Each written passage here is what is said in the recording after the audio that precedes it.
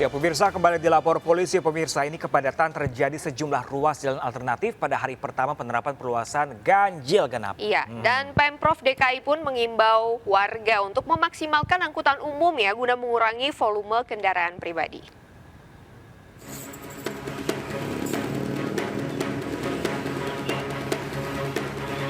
Terhitung mulai Senin 6 Juni 2022, pemerintah Provinsi DKI Jakarta resmi memperluas area ganjil genap dari 13 titik menjadi 25 titik jalan.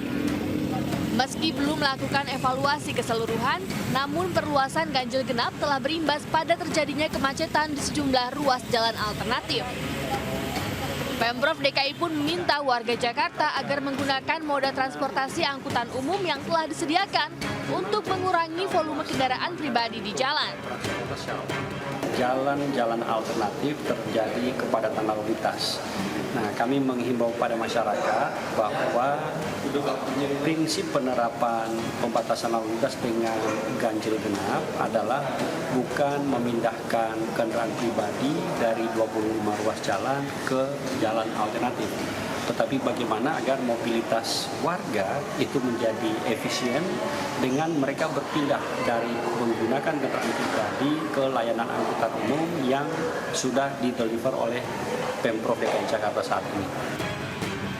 Sebagai penunjang perluasan ganjil genap, Pemprov DKI juga telah menambah operasional bus Transjakarta menjadi 50%. Hal itu dilakukan guna memaksimalkan kapasitas angkutan penumpang. Dari Jakarta, Rani Sanjaya, iNews melaporkan. Dan sementara itu Korlantas Polri akan kembali menggelar operasi Patuh 2022 mulai 13 hingga 26 Juni 2022 ini ya. Nah pemirsa, ini Korlantas Polri memastikan tidak ada tilang manual dalam operasi ini.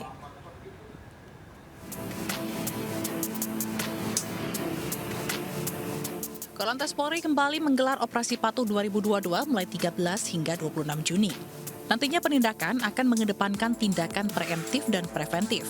Bagi pelanggar aturan lalu lintas dilakukan dengan dua cara, yakni tilang elektronik serta teguran. Kabak Ops Korlantas Polri, Kombes Edi Junaidi mengatakan, operasi Patuh ini digelar bertujuan mengajak masyarakat untuk disiplin dan lebih tertib dalam berlalu lintas. Sasarannya ialah menurunkan jumlah pelanggaran dan korban kecelakaan lalu lintas. Tujuan kita hanya dua, ya, sasarannya bagaimana masyarakat itu tertib dalam berdisiplin lalu lintas, itu menjadi sasaran utama. Yang kedua, ya, bagaimana kita menurunkan angka pelanggaran maupun angka fatalitas korban kecelakaan lalu lintas. Kami mengajak kepada masyarakat pengguna jalan, ya, peserta berlalu lintas untuk lebih tertib. Siapkan semuanya, ya, baik itu kendaraannya, fisiknya, surat-suratnya dan lain sebagainya. Taati aturan-aturan yang ada, ya, selama berlalu lintas, sehingga itu juga akan menyelamatkan anak bangsa. Ini juga meminta agar polisi di lapangan memahami sasaran operasi Patuh 2022 dan melakukan pendekatan humanis, sosialisasi, edukasi, serta imbauan secara simpatik terhadap pelanggar lalu lintas. Tim Liputan iNews melaporkan. Informasi selanjutnya, petugas Dishub kembali menggelar razia parkir liar di kawasan Tanah Abang dan Gambir, Jakarta Pusat. Dan sejumlah sepeda motor yang parkir di badan jalan ini gak tanggung-tanggung diangkut paksa oleh petugas. Wah, ini sedih banget nih ya. Nah, sementara itu pemirsa, di Kemayoran, pasangan suami istri warga negara asing asal India memohon kepada petugas untuk tidak menderek kendaraannya.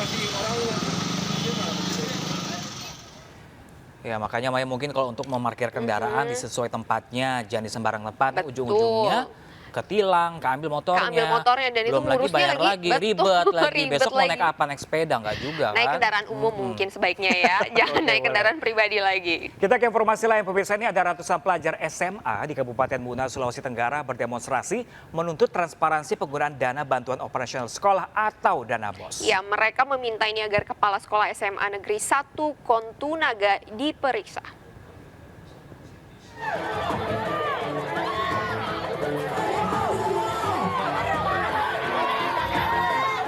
Para pelajar Seman 1 Kontunaga, Kabupaten Muna, Sulawesi Tenggara berunjuk rasa di depan sekolah mereka menuntut agar kepala sekolah mereka, Asma Tifa, diperiksa terkait dugaan penyelewengan dana bantuan operasional sekolah atau dana BOS.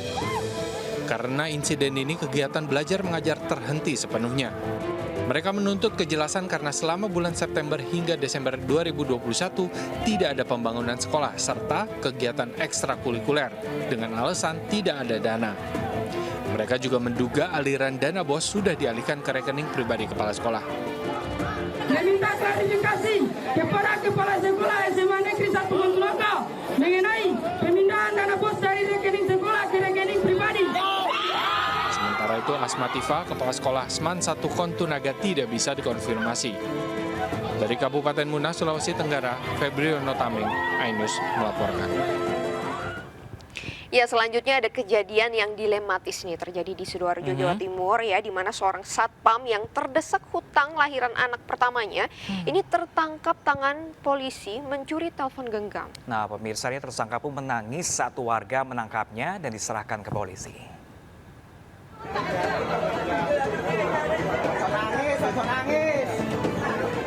Ferry, seorang satpam, tertangkap warga kawasan Krian, Sidoarjo, Jawa Timur saat bermaksud menjamret telepon genggam milik seorang anak. Tersangka penjamret ini menangis saat digelandang ke kantor polisi untuk dimintai keterangan di tengah kepungan warga sekitar. Pada polisi, pelaku mengaku nekat menjamret HP secara spontan karena butuh uang untuk membayar utang serta memenuhi kebutuhan ekonomi istrinya yang akan melahirkan anak pertama.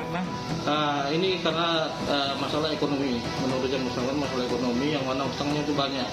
Ya, alasannya demikian, tapi biar bagaimanapun kita tetap melaksanakan dengan sebaik-baiknya agar proses ini tetap jalan. Untuk kepentingan pemeriksaan lebih lanjut, saat ini pelaku diamankan di sel tahanan Polsek Krian, Sidoarjo. Selain terancam hukuman penjara di atas 5 tahun, pelaku juga terancam dipecat oleh perusahaan tempatnya bekerja. Dari Sidoarjo, Pramono Putra, iNews melaporkan.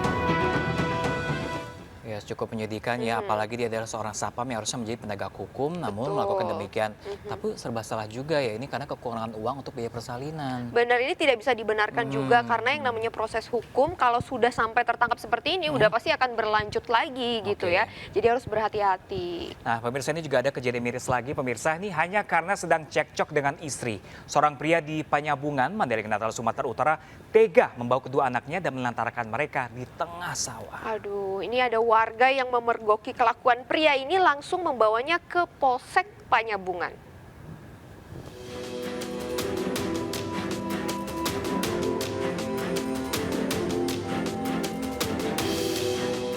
Ali Iswar digiring warga setempat ke kantor polisi di Panyabungan, Mandailing Natal, Sumatera Utara karena kedapatan menelantarkan kedua anak kandungnya di tengah sawah.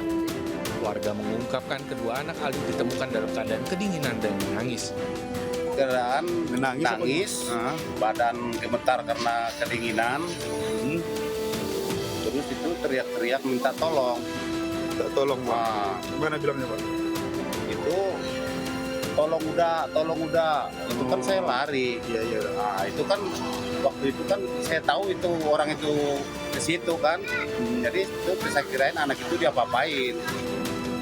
Dari hasil pemeriksaan, Ali diketahui menelantarkan anaknya karena sedang cekcok dengan istrinya.